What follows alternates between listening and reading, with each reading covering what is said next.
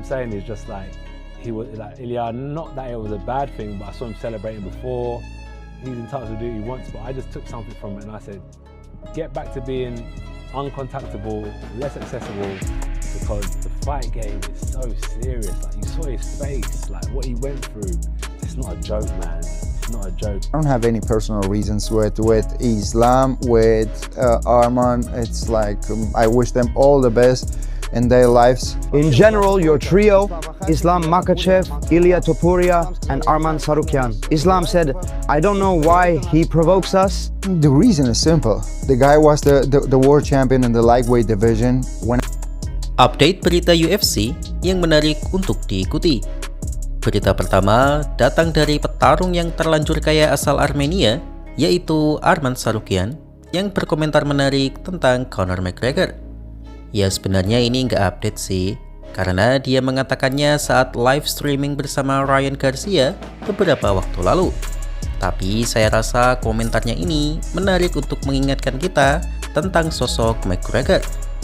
Dalam video sebelumnya, saya membagikan informasi bahwa menurut Give Me Sport, McGregor mendapatkan bayaran sebesar 32 juta US dollar dalam aksi keselionya. Maksud saya dalam laga comebacknya di UFC 329. Ada beberapa teman-teman yang heran mengapa pertarungan yang tak menarik itu malah mendapatkan bayaran selangit.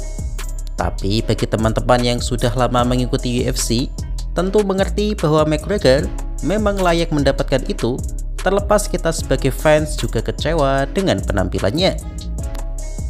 Untuk berada di posisi ini, McGregor sudah melalui jalur sulit dan sempat dibayar 20.000 dolar untuk tiap pertarungannya di UFC. Tapi cara dia mempromosikan olahraga ini di seluruh dunia, termasuk Indonesia, memang layak untuk diberikan apresiasi. Karena tanpa aksi nekatnya membuat drama saat melawan Khabib, MMA belum tentu seramai sekarang di panggung dunia, termasuk panggung Indonesia.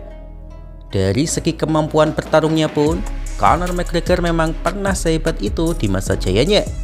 Saat masih berkarir di kelas bulu, McGregor adalah salah satu petarung terbaik di dunia.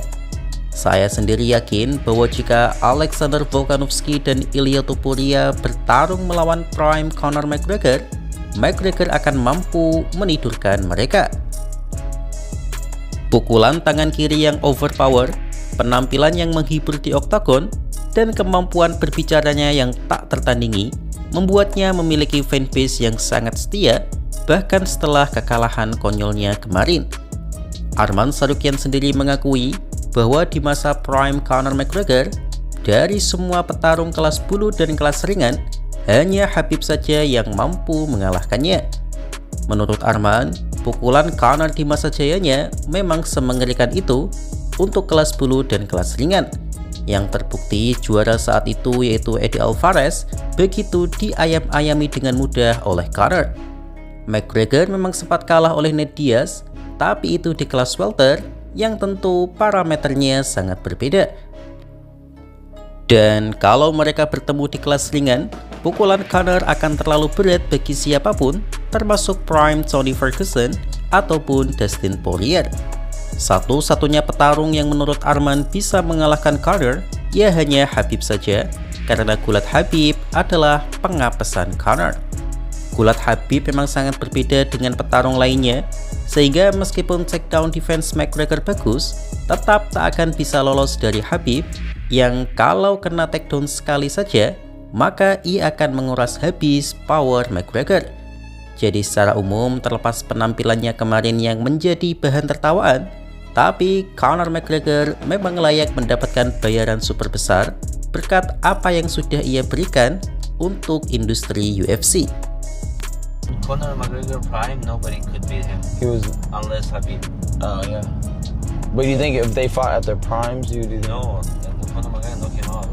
You think he knocks out Khabib? Yeah. Oh, Khabib? Yeah, Khabib. No, Khabib. It's gonna be You think always? always. No matter what? Style. Oh, Style makes fight. Yeah, makes fight. Because like Khabib is a good wrestler, and like you cannot stop his wrestling. Is he really that good? Yeah, on the wrestling, yeah, not striking, no.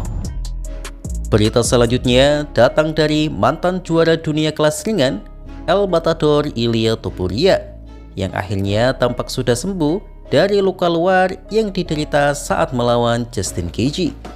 Dalam interview ini, Topuria tampak tak seperti biasanya yang terkesan NPD, tapi lebih humble dan jujur dalam menjawab pertanyaan sang host. Apakah ini efek dari kekalahannya? Ya, bisa jadi.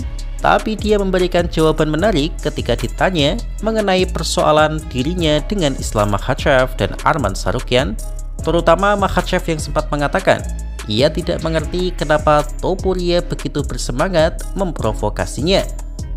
Topuria mengatakan bahwa ia sama sekali tidak memiliki masalah pribadi dengan mereka berdua dan berharap keduanya memiliki kehidupan yang bahagia.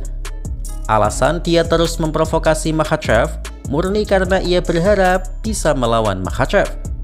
Topuria mengakui bahwa ia melihat sosok Makhachev sebagai lawan yang layak untuk dijadikan ajang pembuktian dirinya sebagai petarung terbaik di dunia.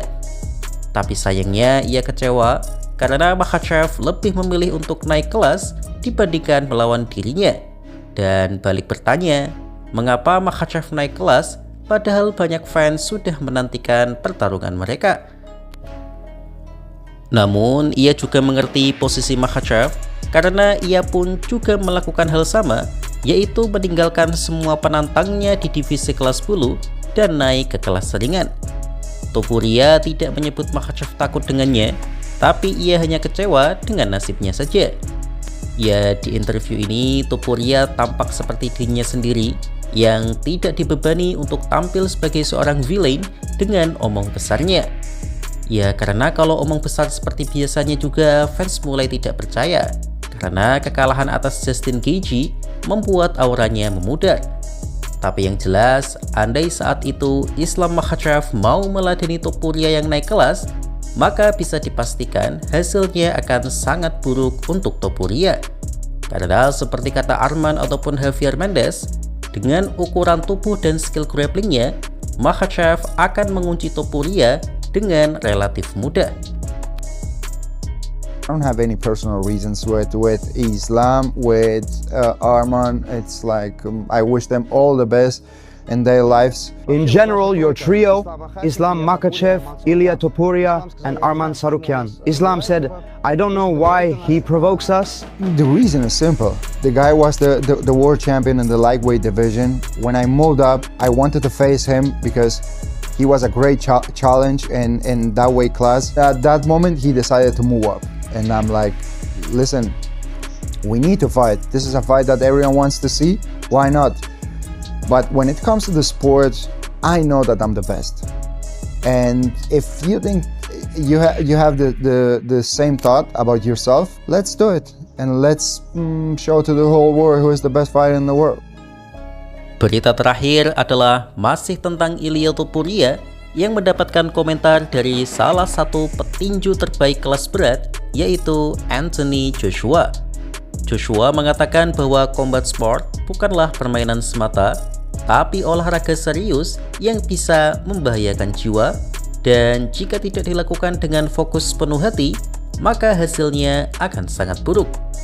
Joshua memberikan contoh kekalahan Ilia Topuria atas Justin Gaethje.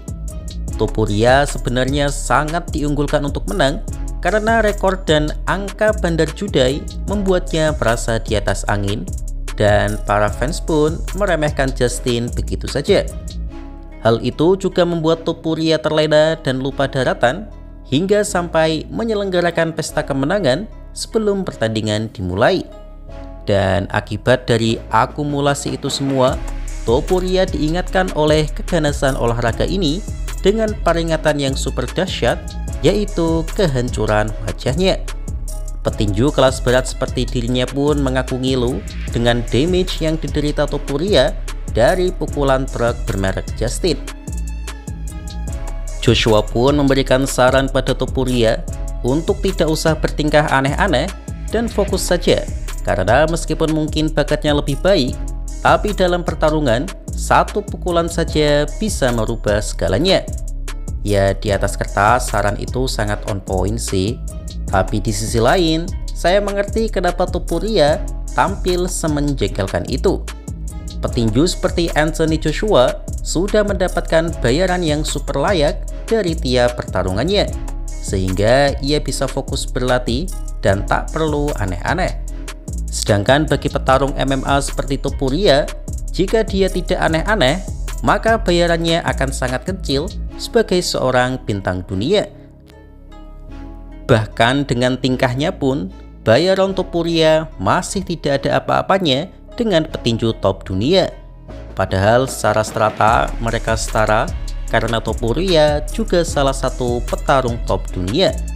Jadi ya secara ekonomi bisa dimengerti, walaupun Topuria juga harus siap dengan resikonya.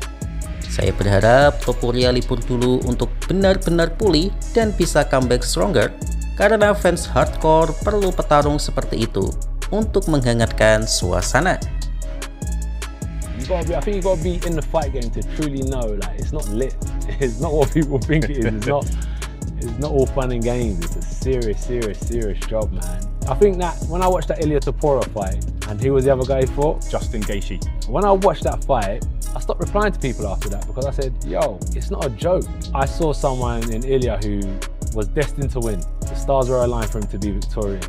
I think Ilia had beat people that Justin had lost against. You know, the odds were in his favor, and that's what I'm saying is just like, he was like Ilia, not that it was a bad thing, but I saw him celebrating before. He's entitled to do what he wants, but I just took something from it and I said, get back to being uncontactable, less accessible, because the fight game is so serious. Like, you saw his face, like what he went through. It's not a joke, man. It's not a joke. Demikian segmen berita kali ini. Gimana nih? Apakah teman-teman yakin Ilia Topuria bisa comeback stronger? Atau dia tidak akan bisa bangkit setelah menerima damage truck bermerek Justin Gaethje? Tulis di kolom komentar ya. Terus ikuti kanal MMA Discourse untuk menikmati pembahasan menarik lainnya seputar dunia UFC. Sampai jumpa dan terima kasih.